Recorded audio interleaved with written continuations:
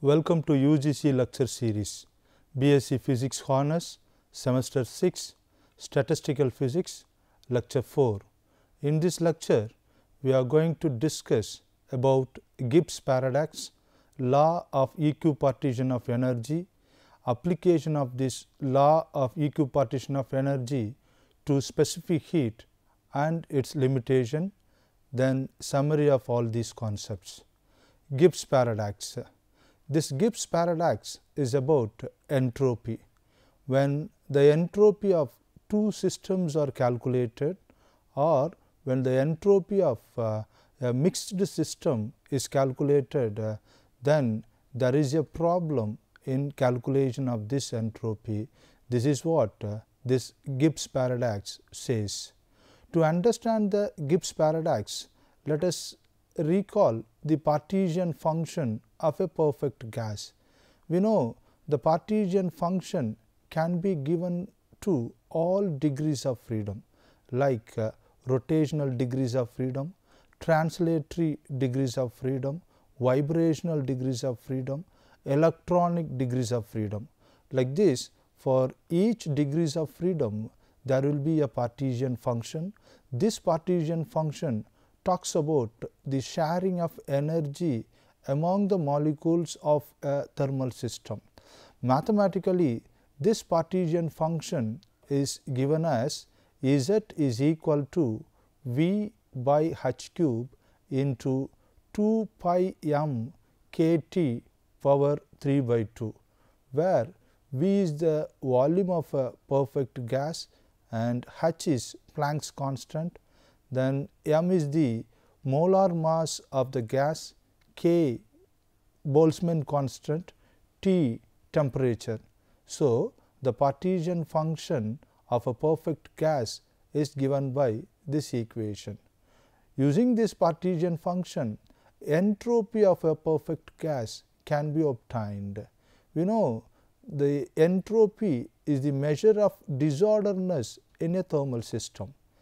Mathematically, this entropy is expressed as S is equal to N into K log of the partition function plus 3 by 2 times N into K, where N is the total number of particles in the system. This is how entropy of a perfect gas is obtained. So, the first equation gives the partition function of a perfect gas. The second equation gives the entropy of a perfect gas. I told you this Gibbs paradox is about the calculation of entropy of a system of gases.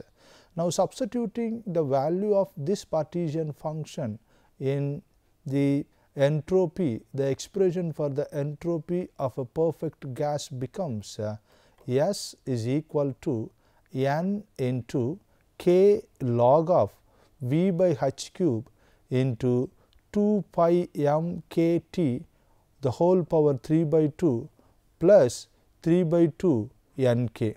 This is how the entropy of a perfect gas becomes after substituting the value of partition function of the perfect gas. This equation may also be written as S is equal to N K log of V plus 3 by 2 times log of m plus 3 by 2 log T plus C. This way of writing the entropy.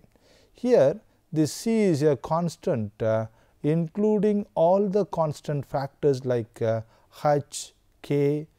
Combining all the constant, you can substitute a single constant. This C is that single constant. Now, the entropy of the given gas given by this expression does not satisfy the additive property of the entropy, so that it gives a paradoxical result. So, entropy of a system of gases is obtained like this. This does not satisfy the additive property of the entropy. giving rise to paradoxical result. This is how Gibbs paradox can be defined and can be explained. Now, let us understand the Gibbs paradox by considering two system of particles. Here system in the sense thermal system of particles. This thermal system of particles, the first system is denoted as system A and the second system is denoted as thermal system B. The first system consists of n suffix A number of particles. Then volume of the first system is denoted as V suffix A, temperature of the first system is T, then molar mass is M suffix A, then entropy of the system A is S suffix A. Like that, system B total number of particles, volume, temperature, molar mass and entropy are denoted as N suffix B, V suffix B, T, M suffix B, S B. This is how you can imagine two thermal systems, and also you have to imagine these two thermal systems are at the same temperature, and these two thermal systems are partitioned by a barrier. Like that, assume two thermal systems. In that two thermal systems, if the particles of the two systems are different, then the entropies of the system A and B are also different, and equationally these two entropies are given as S suffix A is equal to N suffix A K log of V suffix A, that is logarithm of the volume of system A plus 3 by 2 log of M A plus 3 by 2 log of T plus C. This is the entropy of the system A.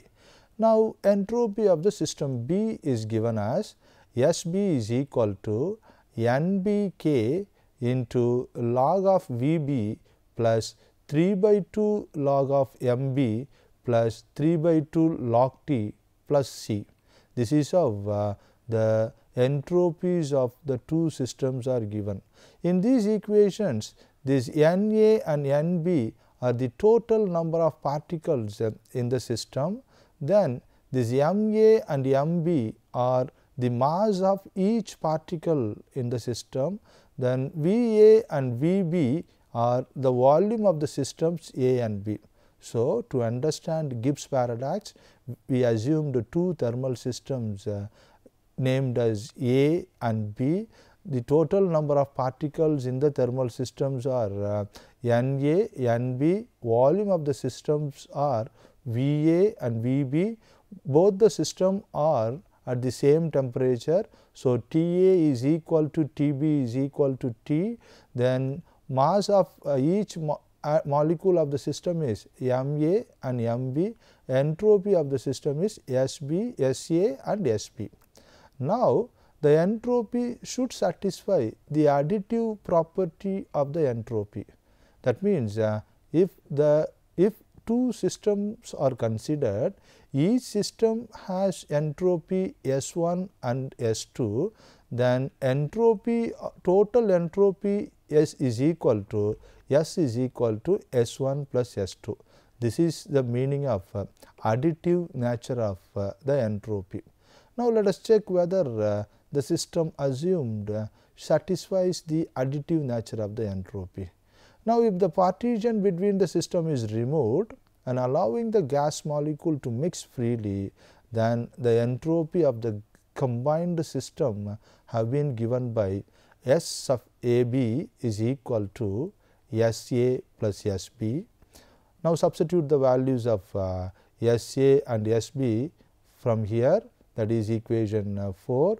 So, SAB will become NAK log VA plus 3 by 2 log M plus 3 by 2 log T plus C plus NBK log of VB plus 3 by 2 log of MB plus 3 by 2 log of T plus C.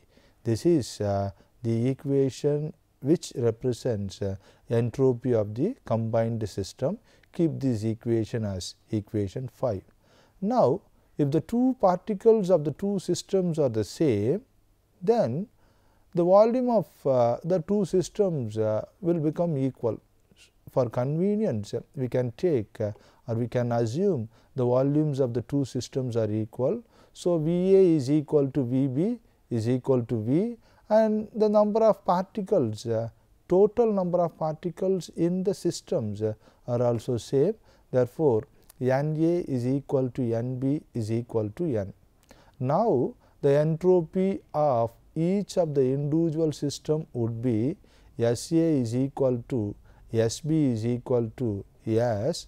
That means, in the entropy expression, the suffix A and B are removed, so that we get S A is equal to S B is equal to S, which is equal to N k log of V plus 3 by 2 log of M plus 3 by 2 log of T plus C. This is the entropy of the system when the two systems are assumed equal. Now, the entropy of the combined system would become S A B is equal to S A plus S B, which is equal to, we need to add these two equations after removing this suffix A and B, so that you will get 2 N k log of V plus 3 by 2 log of M plus 3 by 2 log of T minus plus C will be the entropy of the combined system. Here, the actual entropy of the combined system using the equation 3, this is the equation 3. This equation 3 can be used to get the actual entropy of the combined system. That will be as follows. Now, the partition removed and the molecules of the gas mix freely. The mixed system having 2n particles in a volume 2V, because two systems, one system has volume V, another system has volume V. When the two systems are mixed, total volume is 2V. Like that, system A has n number of particles, system B has again n number of particles. Both the particles are mixed freely. So, total number of particles in the new system will be 2n. Thus, the entropy of the joined system AB, equation 3 is S A B is equal to 2 N k log 2V plus 3 by 2 log M plus 3 by 2 log T plus C, which is equal to 2 into N k log V plus 3 by 2 log M plus 3 by 2 log T plus C plus 2 into N k log 2, which is equal to S A plus S B plus 2 N k log 2. So, this is the entropy of the combined system. This violates the actual law of entropy of combined system. In the starting of this explanation, we assumed that we learnt that entropy is an additive property. Entropy is an additive property means we have two systems. Each system has entropy S1 and S2. When we find the entropy of the combined system, the resulting entropy must be S1 plus S2. But here that SA plus SB alone has not appeared. Along with that, one more factor has appeared. This factor is the paradoxical factor. So, this equation is not equal to equation 7, contains an extra factor 2 N k log 2. This extra factor is called as paradoxical factor. So, by mixing two different gases, each containing same number of molecules, the entropy of the joined system increases by an unaccountable amount 2 Nk log 2. This additional entropy is called the entropy of mixing. This particular behavior of the entropy is called Gibbs paradox. This is how Gibbs paradox can be defined and explained. So, Gibbs paradox is an entropical constant. Entropy is a measure of disorderness in a system. When two systems are mixed, the resulting entropy must be additive one, but in Gibbs paradox the resulting entropies are not additive. Instead, an additional factor or extra factor appears in the resulting entropy. This is called extra entropial factor. This is the Gibbs paradox. Next, law of equipartition of energy. In thermal physics and statistical mechanics, energy possessed by each degrees of freedom of a molecule is equal to half kT. This concept came from the law of equipartition of energy. This law states that the total kinetic energy of a dynamical system consisting of a large number of particles in thermal equilibrium is equally divided among its all degrees of freedom, and the average energy associated with each degrees of freedom is half kT. This is the law of equipartition of energy, where K is the Boltzmann constant and T is the absolute temperature at which the system exists. Now, this law of equipartition of energy can be derived thermodynamically. To derive the law of equipartition of energy thermodynamically, we have to consider a dynamical thermal system with f degrees of freedom. If a system has n number of molecules, then total degrees of freedom exist for that system is 3n. Here a dynamical system with f degrees of freedom is considered. Classically, this system is described by the position coordinates. In classical mechanics, position coordinates and momenta coordinates are the parameters which defines the state or position of a system. So, like that, here a system is described by position coordinates q1, q2, etc., qf, and the corresponding f momenta coordinates p1, p2, etc., pf. Then the total energy E of the system can be written as E is equal to E of q1, q2, etc., qf, p1, p2, etc., pf. Let us keep this as equation 1. This equation gives the energy of the system. Let Pi be any particular momentum, then total energy of the system can be expressed as E is equal to epsilon I of Pi plus E dash of q1, q2, etc., qf, p1, p2, etc., pf. This is how total energy can be expressed for a particular momentum Pi. Classically, the mean average energy is defined by an equation, then that equation is manipulated to get the law of equipartition of energy.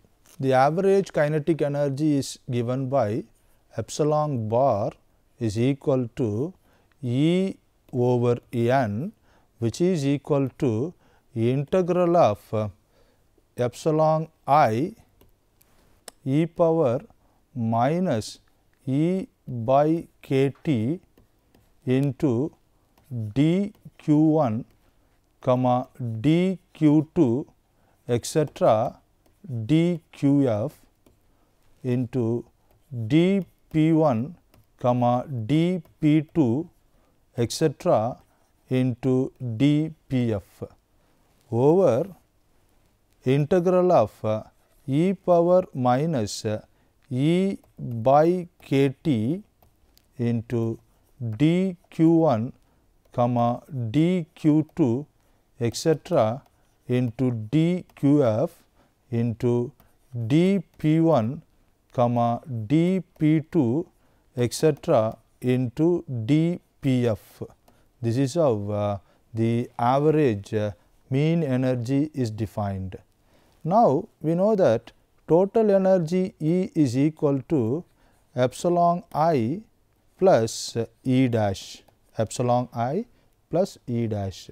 Therefore, we get epsilon I bar is equal to integral of epsilon I into e power minus epsilon I plus E dash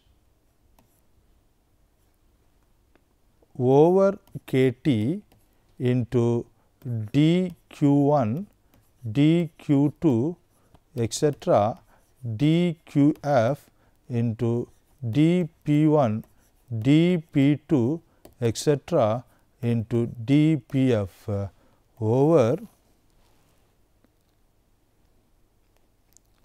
e power minus epsilon I plus E dash over kt into dq1 comma dq2 etc. dqf into dp1 comma dp2 etc. into dpf.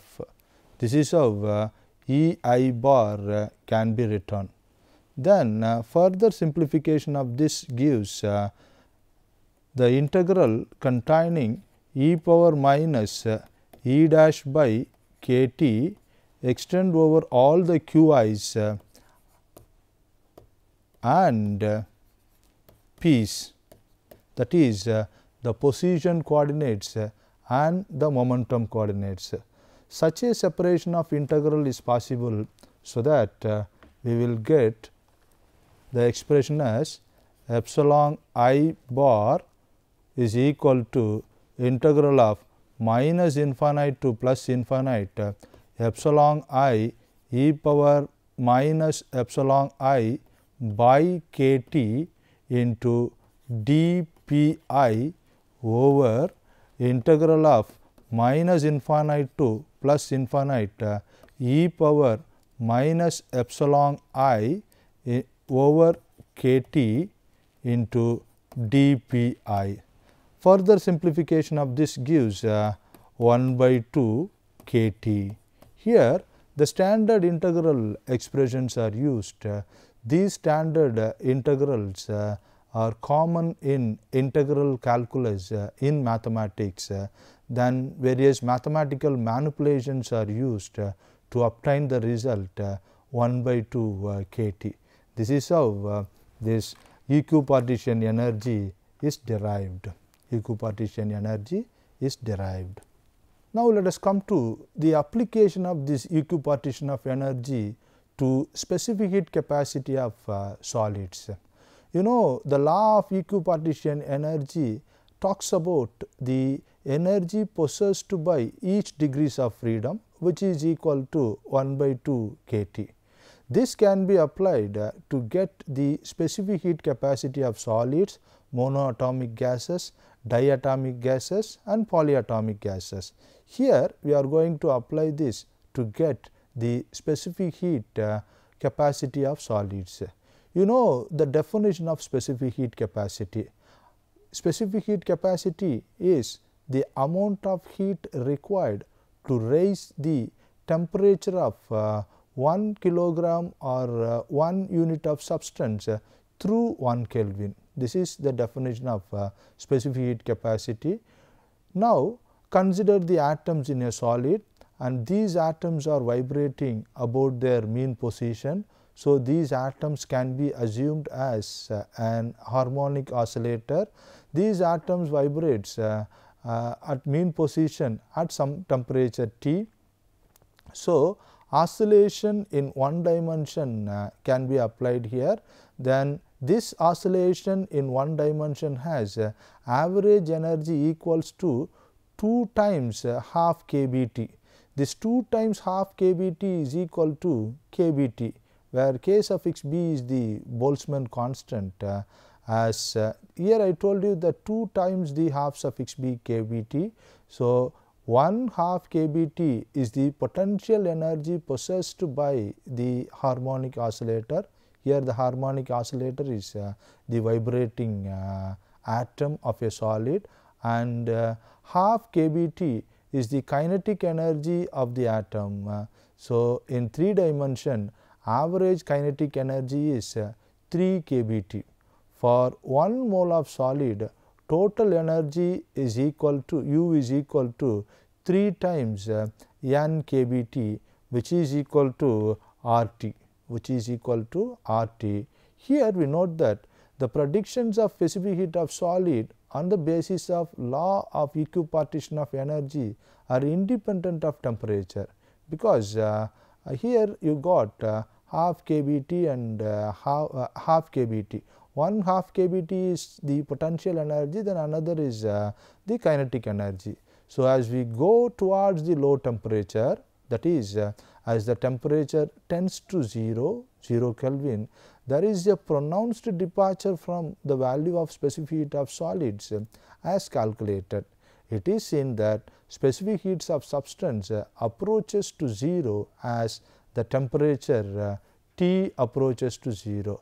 At constant pressure, the amount of heat energy supplied is equal to internal energy of the system plus pressure times the change in volume is equal to del U, because that change in volume is negligible. Hence, C is equal to del Q by del T, which is equal to del U by del T, which is equal to 3R.